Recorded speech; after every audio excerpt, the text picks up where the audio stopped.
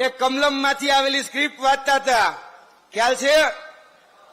એ ચેતરભાઈ વસાવાને એવું કહેતા હતા કે ભાઈ તોફાની છે, ધમાલિયો છે. એ ભાઈ છે ચેતરભાઈ વસાવા ધમાલિયા છે? એવું કે છે ચેતરભાઈ વસાવાએ ગેરવર્તન કર્યું. ભાઈ કર્યું? એવું કે છે કે ચેતરભાઈ વસાવા એ આદિવાસી સમાજને હેરાન કરે છે. કોઈ દી કર્યા નહીં ને? એટલે મનસુખભાઈ વસાવાને કહેવા માંગીએ છીએ આ માધ્યમથી કે આદિવાસીના પ્રાણ પ્રશ્નો ઉઠાવી પોતાના દમ ઉપર અને પોતાના કામ ઉપર એ ચેતર વસાવા આદિવાસી સમાજ અને 18 વર્ષનો હીરો બનેલો છે.